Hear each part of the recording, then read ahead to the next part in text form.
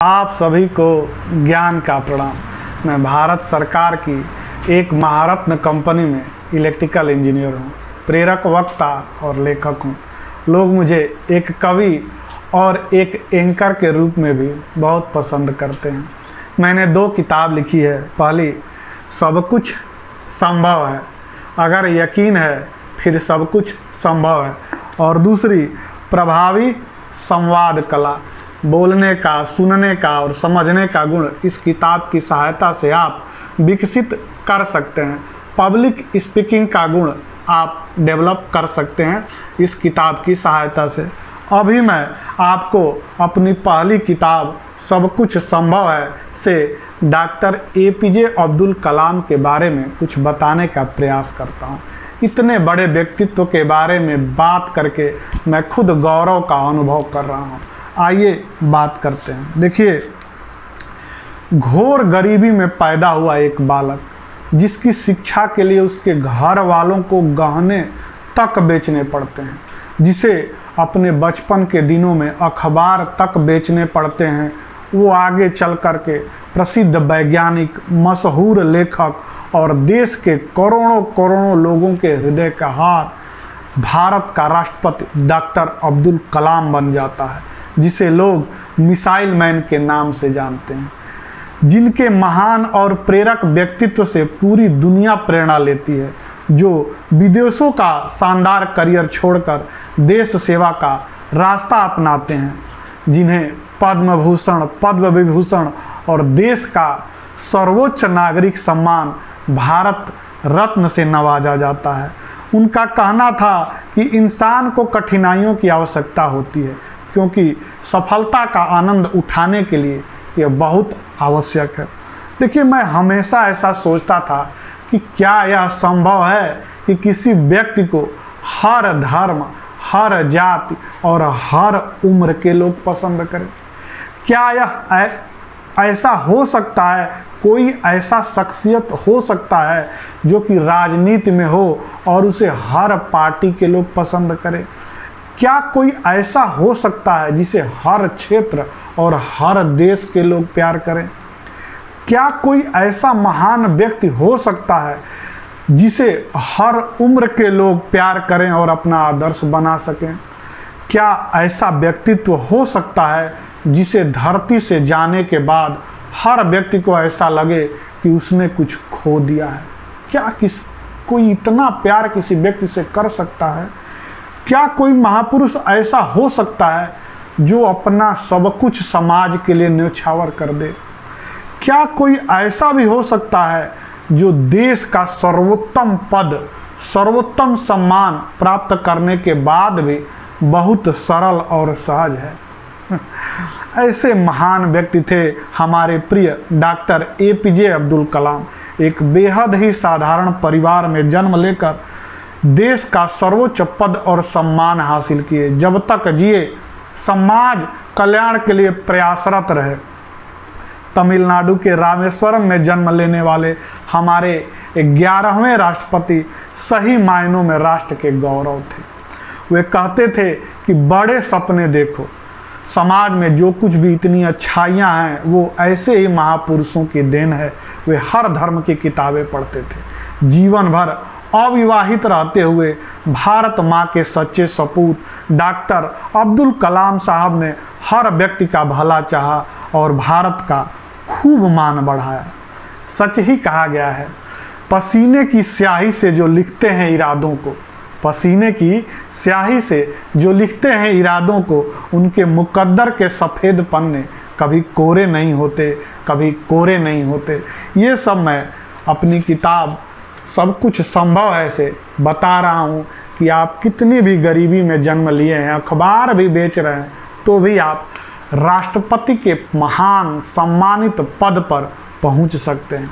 और कलाम साहब कहते थे कि अगर आप सूरज की तरह चमकना चाहते हैं तो फिर सूरज की तरह जलना सीखिए, मेहनत करना सीखिए, तपना सीखिए, तप कीजिए, तब आगे बढ़ सकते हैं। वो कहते थे कि इससे पहले कि सपने सच हों, आपको सपने देखने पड़ेंगे, तब जा कर के आप इतना बड़ा बन सकते हैं। देखिए, भारत कुछ बेहतर बन रहा है, बना है, तो उसमें अब्दुल कलाम साहब का बहुत बड़ा योगदान है। खास करके स्पेस क्षेत्र में विक्रम साराभाई और अब्दुल कलाम साहब, ये दोनों लोग बहुत कुछ करके गए हैं और उन्हीं के पद चिन्हों पे बहुत सारे वैज्ञानिक चल रहे हैं। देश के निर्माण में एक वैज्ञानिक के योगदान को जितनी भी सराहना की जाए कम है, यह बहुत ही अच्छी बात है। देखिए, उन्होंने India 2020 ignited minds, wings of fire सहित कई किताबें लिखी और उनको इतना सम्मान मिला है कि हर पुरस्कार के बारे में बात करेंगे तो पूरा का पूरा वीडियो केवल पुरस्कार में ही चला जाएगा। अंत तक वो देश सेवा में लगे रहे, पढ़ाते रहे, वो बच्चों की शिक्षा के लिए बहुत कुछ करना चाहते थे। वह परिवार तक सीमित नहीं रहे, अपने ज्ञान को, अपने विवेक को, अपनी संपदा को जितने लोगों तक पहुंचा सकते थे उतने लोगों तक पहुंचाने की उन्होंने खूब कोशिश की। सब कुछ करने का उन्होंने प्रयास किया। पूरी दुनिया में उनका बहुत ही आदर था। संयुक्त राष्ट्र ने 2010 में अब्दुल कलाम साहब के जन्म दिवस पर 15 अक्टूबर 1931 को उनका जन्म हुआ था रामेश्वरम में, तो उसको संयुक्त राष्ट्र ने विश्व छात्र दिवस के रूप में मनाए जाने की घोषणा की थी। वो 2002 से 2007 तक भारत के राष्ट्रपति रहे। अंत में मैं कहता हूँ कुछ शायरी कि प्रेम परिचय को पहचान बना देता है, प्रेम परिचय को पहचान बना देता है, वीराने को गुलिस्तान बना देता है। मैं महान अब्दुल कलाम साहब जैसे लोगों की बात करता हूँ। प्रेम इंसान को भगवान बना देता है, प्रेम इंसान को भगवान बना देता है। ऐसे लोग जो मानवता के लिए अपना सर्वस्व न्यौछावर कर दिए, जब तक जिए समाज कल्याण के लिए जिए, मेरे रूप में वो किसी ईश्वर से कम नहीं है। मेरे दिल में उनके लिए अपार आदर और स्नेह है और मेरी समझ में वो बहुत ही आदरणीय है, परम सम्माननीय है, श्रद्धेय हैं, परम श्रद्धेय हैं। और उनकी शालीनता, नम्रता, सहजता और सरलता सबको प्रभावित करती थी। मुझे भी बहुत कुछ प्रभावित की। और देखिए, बहुत ही आसान है ज़मीन पर आलीशान मकानों का बना लेना, बहुत ही आसान है ज़मीन पर आलीशान मकानों का बना लेना। दिल में जगह बनाने में पूरी उम्र भी कम पड़ जाती है, दिल में जगह बनाने में पूरी उम्र भी कम पड़ जाती है। और देखिए, लीक लीक कायर चले, लीके चले कपूत, लीक लीक कायर चले, लीके चले कपूत, लीक छोड़ तीनों चले, शायर सिंह सपूत, लीक छोड़ तीनों चले, शायर सिंह सपूत। वो भारत के बहुत महान सपूत थे और विदेशों से उनको कई बार ऑफर आया, लेकिन देश सेवा में इतना लगे रहे कि कभी गए नहीं। उनसे और भी हम लोग बहुत कुछ सीख सकते हैं।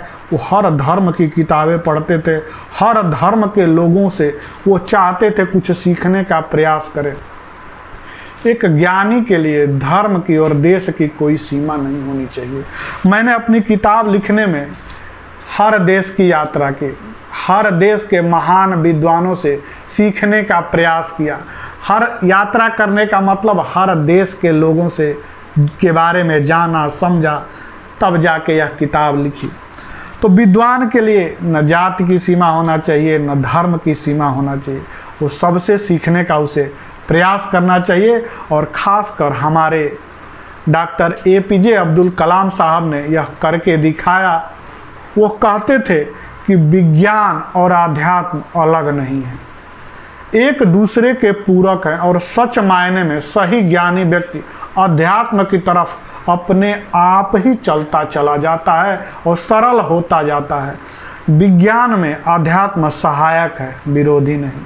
यह बहुत ही अंतिम शायरी में कहता हूँ कि राह संघर्ष की जो चलता है, राह संघर्ष की जो चलता है वही संसार को बदलता है।